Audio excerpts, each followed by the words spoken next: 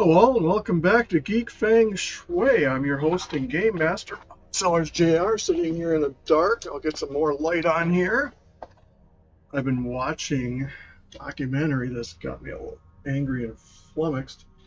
Back in 2015, let me back up. I'm your host and game master, Bob Sellers JR. Say hello to our friends at Cat Good Brewing here in Castle Manorville, under pressure in Golden Valley, and South by Southeast and beautiful Pine Island, are venues of similar nature near you and yours. Places where you can go with the family, find the family, bring your pets, bring your kids, find them there. And if you find your kids and pets there and they're not at home, that tells you what they really like it. And you can do yoga on Sundays and not be judged if you drink before, during, and or after.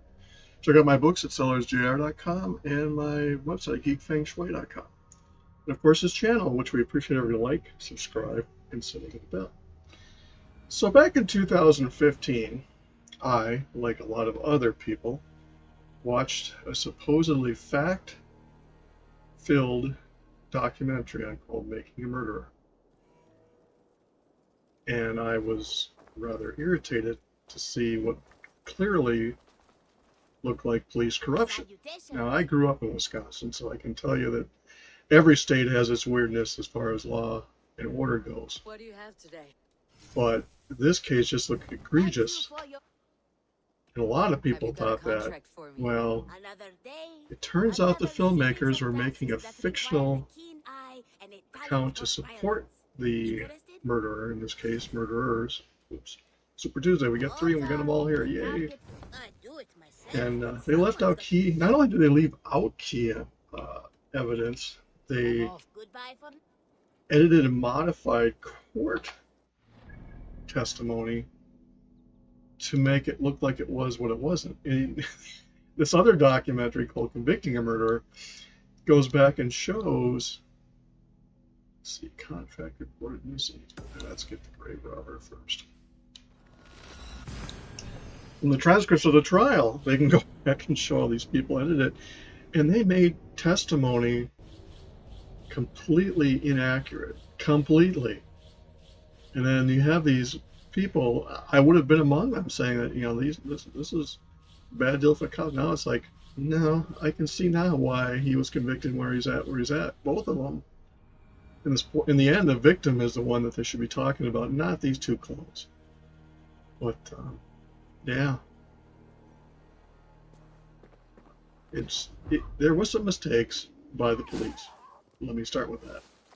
But they learned. It's a small town. I mean, it's not like it's New York City and you can have 1,000 police officers from different precincts come in. They have what they have and they do what they do. I mean, where I live, we're fortunate to have several counties around us, plus a fairly big metropolitan police force that, if they were called upon, would and have assisted, plus the Minnesota State people. If you want to find out more about that, read John Sanford's Rule of Prey series. He goes into great... I mean, his series is fictional, don't get me wrong. But he talks a lot about how the Bureau of Crime they don't call it investigation, it's crime apprehension. I think it's the BCA. Where they don't go into a crime just to investigate, they go in to apprehend the person. And but they didn't have that there.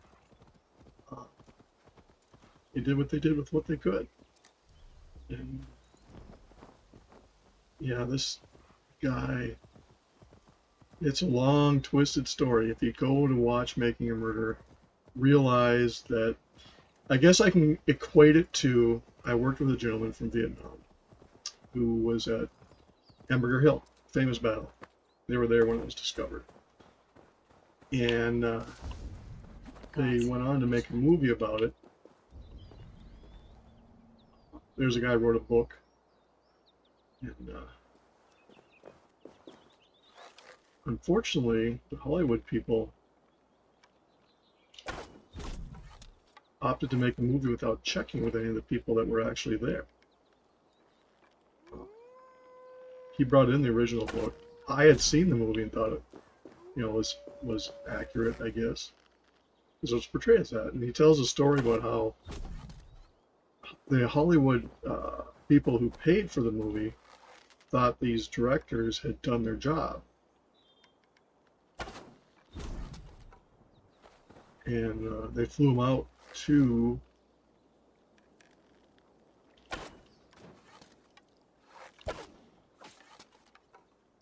the premiere in Mann's Chinese Theater at the time to watch the movie and comment on it. And when they got done and brought him up the bank of microphones, so that's the biggest crock of, and I can't use the swear words they did because this is YouTube and I would get in trouble, I suspect. Let's just say crock. And because up until that point,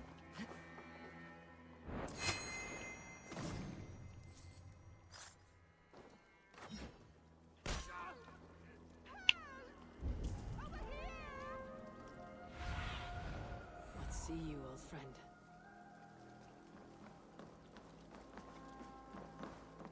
they I thought that these people went out and what happened is the director said, "Oh, this is Hollywood. We can make a war movie we don't need." Oh, thank you. Any real Lord details. favor you. So if you watch Hamburger Hill movie, it's all fake, more or less, of what actually was happening there. Frank Botch is a gentleman I worked with. He's passed away now, but he wrote a book. He's with the Screaming Eagles. And he talked about a lot of the grisly details that I will not share about Hamburger Hill My battle. thanks, friend.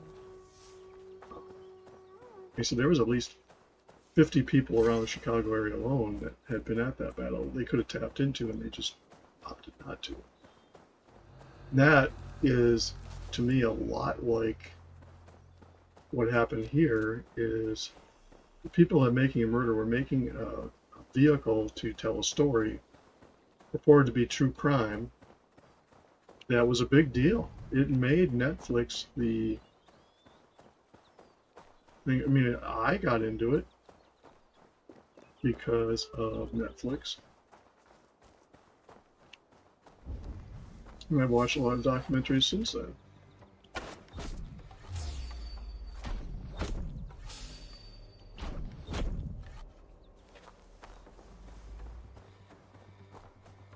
And it happened to be two women. It could have easily been two guys.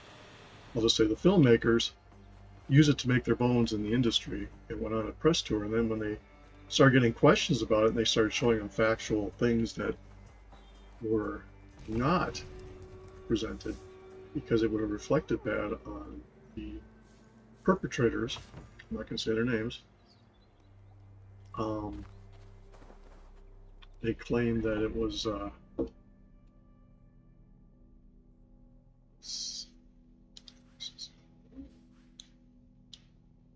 they came up with excuses that, and the typical excuses are, well, we had time, budget, and yada yada yada. Well, in truth, they didn't want the perpetrator to get upset with them because he was going along with them, and they ended up making the police and law enforcement look really bad. Well, it turns out that's not what happened. The funniest part about that whole thing, I mean, there's several parts. It's just, I'm going to be angry for a while, is there was blood found in the victim's car that they said was planted. And lo and behold, they find a blood vial that had been stored in the courthouse.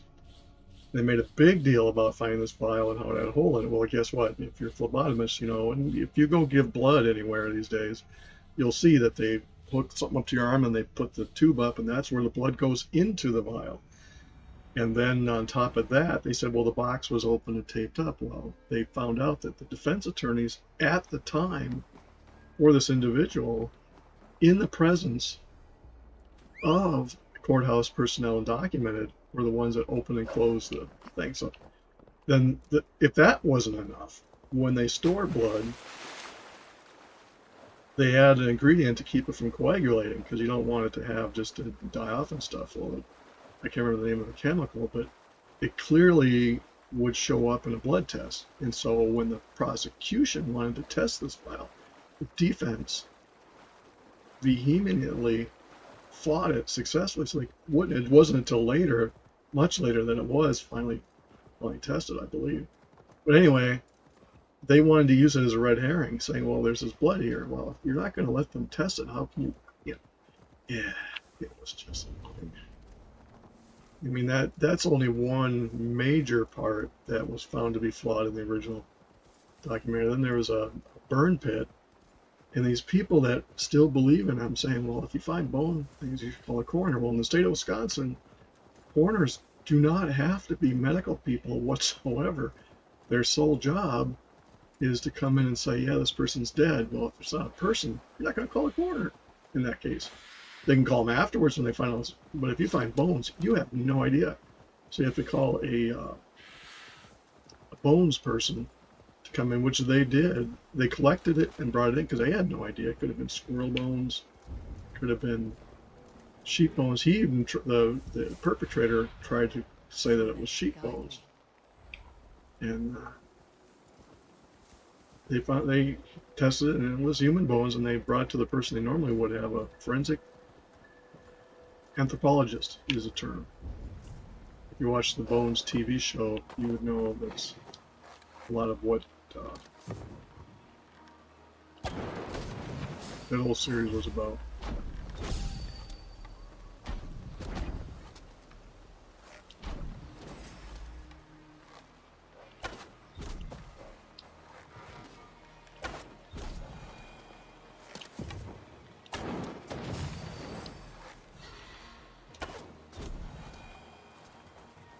But yeah, it's just crazy. Of all the false stuff they fed us who watched the original one, only to find out. Well, then the other thing was hilarious. Is the one police? I don't know if he was an actual police officer at the time. He was started out in the detention area, called in to verify a license plate number, which they claimed meant that he was looking at her car. Well, it turns out another authority person had called and he was driving, so he wrote down the note in dark, and he was just calling to verify that the number that he written down was who they were looking for.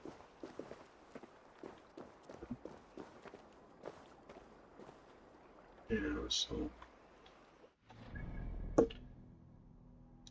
And they found out 14 years because these people made a big detail about that. And the reason they used a cell phone versus a radio is because the sheriff's cars had cell phones with them. They had their in case the radios didn't work. And when they got the records, they could prove not only what time the calls came, because they tried to say that it was later. There was no timestamps at the time, because they all come in as a bundle. They found out not only did it come out what time it was, they found out where he was, and he was nowhere near where they found the car. So, I no more have sympathy for those two. I mean, the young guy, the nephew, that is obviously has learning disabilities, he is probably the second victim of this. Remember, there was a woman that was killed. She is the de facto victim. The younger guy that helped out the law enforcement also, in my opinion, could be considered a victim of his relative who kind of pressured him into it. His relative is a sociopath. I'm not going to say who it is, but you can go watch the documentary and figure it out for yourself. But if you watch Making a Murder, you should probably watch Prosecuting, I think it's called.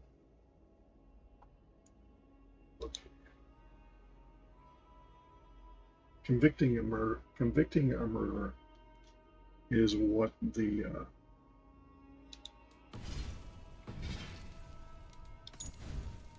new one is, and it's on a different. It's not on Netflix, obviously, because Hollywood was not interested. It's Daily Wire Plus. If it helps at all, I can put a link in. I don't know if I will because I don't want people saying I'm promoting something that I'm not. I'm just talking about my recent viewing of it. So take that as you will.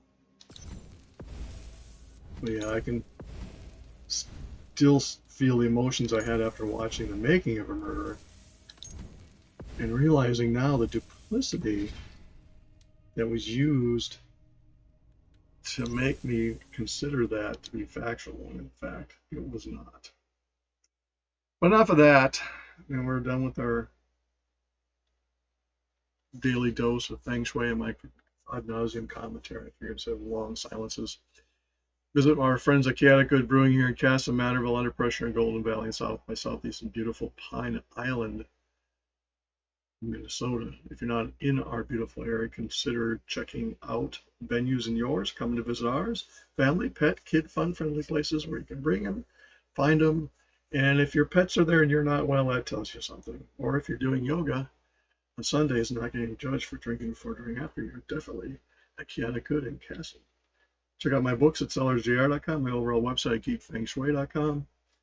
And of course, this channel, which we appreciate. If you like, subscribe, and setting of the bell. Have a good one. Enjoy.